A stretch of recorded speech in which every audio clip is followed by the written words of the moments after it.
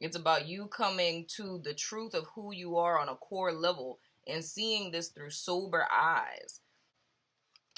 And the truth about all of this is that there's no one to really blame here because you two were working something out. If I ever use the term twin flame, it's in the sense of a person who is you. It's like you're meeting yourself, right, in another body. So a person has the same exact issues as you. But the reason why it's like you don't recognize it because, and I call it Satan incarnate, because it's like your inner demon. There's a part of you that's just like that person that exists inside of you. So it's facing that primordial mirror and seeing the shit that you put up with this person. That's how the union happens. The union isn't with the person, it's with yourself. You looking at this person and seeing all of this bullshit this person put you through, and it's like, why did you do it? Because you feel that love is supposed to hurt? Because you were trying to earn love? Why is it that you want this person so bad? That's why I hate that term. I feel some type of way. What type of way do you feel? The only girl I've ever loved this heavily, there's a reason for that. Because they're you. That's your shadow. Treating you the way that somebody treated you. Treating you the way that you treat your inner self. On a surface level, we talk about loving ourselves and working on ourselves because we're reading books and meditating and doing yoga and burning sage and trying to think positive and challenging our negative thoughts. But it's like the soul is still broken. That's the thing that's lacking. So it's a need to look back at the situation and deconstruct your history. This is the one person that did it for you.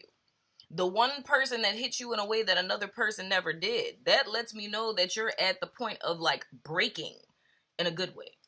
You're not feeling good enough, not because of her, because on a core level, you don't feel good enough. She's just reminding you of the truth about what you feel because you started a process of, again, like what I said, that surface level stuff. Bettering myself, gaining my individuality, my sense of personal self-worth, building again on top of this core belief of I fell back into not feeling good enough because of her. I statements. I fell back into not feeling good enough because of me. Because I don't feel good enough on a core level. So it's almost like that inner demon, every time you see yourself doing better, you somehow connect back with this person so they can bring you back to what it is that you really feel. But you're projecting and blaming the person. The lesson that Spirit is trying to teach you in all of this is the fact that you're drawing this person in to birth your higher self. But with the misunderstanding of this concept, right? With the misunderstanding of what this whole twin flame debacle does, right? The misunderstanding of this is what keeps you back in that disassociation loop. It's saying things like her, him, them. They make me feel. Another person can't make you feel anything. A person can't bring something out of you that isn't already there. Even like in my book, very first thing I talk about is Adam and Eve for a very specific reason. Everybody blames the serpent for tempting them. But the only thing that the serpent did was show them what was existing deep inside of them. Because if it was not inherently in them to disobey God, they wouldn't have done it. You can't bring something out of someone that isn't there. The only thing that it's doing, it's a catalyst to bring what's hidden deep beneath to the surface. Because we walk around with the mask on. We placate ourselves and think that we're really healing. We're doing our personal work, right? But if another person can trigger you to going back to feeling not good enough, that's because at the root of it, all of this time, you felt not good enough. And until we use the I statements to say that I'm the reason why, that I'm the source of my own peril and pain, that I'm the one that made the decision once upon a time to reject myself, that letting how someone else treated me or didn't treat me, to allow me to make a decision within myself that I'm not good enough until I get to that point that I can accept that, then I'm helpless to ever change it.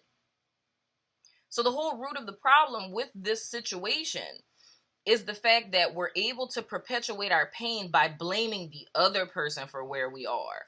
The way that spirit uses this as a catalyst is by giving us the opportunity to break from the illusion, to use our I statements to see, I am at the root of this. This person keeps ghosting me, but I keep letting them back. I keep wanting them to come back because I want them to change, but I wants to change. You feel what I'm saying? I wants to change. I wants to be accepted. I wants to be embraced. I wants to be loved. But it's the thought of thinking that I need another person to give this to me, but it's not going to work, because even if another person were to love you in our states, because I'm not saying this just to you, I'm saying this for everyone. Even if another person were to love us in our brokenness, at the heart of it, I still don't feel good enough. What we're doing in return to pay them back for how well they treat us because we feel we don't deserve it, it's still not going to be good enough. I feel like you do so much for me, but I feel like everything I do is it's not good enough. That's at the heart of what needs to be dealt with. So the reason why you keep falling back into this, the reason why everyone falls back into this, the reason why we feel really dark, shitty feelings because of this situation with this person, with our twins, right? Is because it's spirit's way of showing us this is what you feel on the inside, and deal with it. Face it, accept it. This is where you're at. And the healing self to that is now making decisions going forward in my life that are in alignment with me being good enough. Me being good enough means I don't settle for people like this. I don't let people lie to me like this. I don't take bullshit from people like this. Because that's what a person who's good enough to themselves is. If everybody rejects me, I don't care, because I accept me. I don't reject me. That's what's at the heart of all of this. And it's not needing anyone else's validation. It's you having the peace and the fact that every decision that you make every day is in your highest good. That's utilizing your free will. That's the lover's card. That's choice. That's balance. It's the fact that past tense, when I was in the devil card, I was making decisions in alignment with my lower self. Things that kept reminding me of this lie about myself, and I was in bondage to that, making decisions every day, supporting that devil energy. But it's now making a decision to shift. It's knowing that, hey, this darkness exists in me.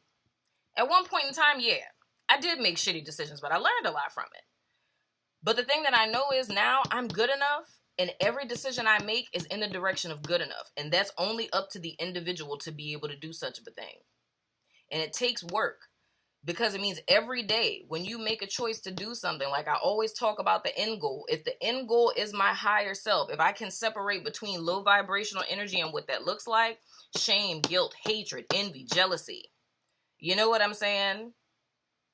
Things that constrain, confine me. Things that make me scared, afraid. Things that are like, I can't step out. It's restriction, bondage. Versus things that are higher level energies, which is joy, peace, patience. You know what I'm saying? Things that make me smile. Things that bring joy to my life. So every day when I'm making a decision, when I'm thinking about who it is I'm letting into my life, what it is that I'm aligning with every day based on my decision making, which pile am I choosing from? I already know what the lower vibe is like. I've lived that for most of my life. But I'm not identifying with the devil anymore, because that's not who I am. That's the lie that I've believed. But now I'm identifying with my higher self. So every time I'm faced with a decision, should I let this person back? Regardless of what I feel, I'm trauma bound to this person. I have an etheric cord with this person because I've swapped energies with them. We slept together. That's the binding. That's your demon trying to pull you back into these low vibrational decisions. So you need to recognize that. And you think about the fact of, less about if this person changes, but are you changing by changing your decision making? Are you choosing in alignment with your higher self? Anytime this person comes up, anytime a decision comes up in relation to them, that's the challenge.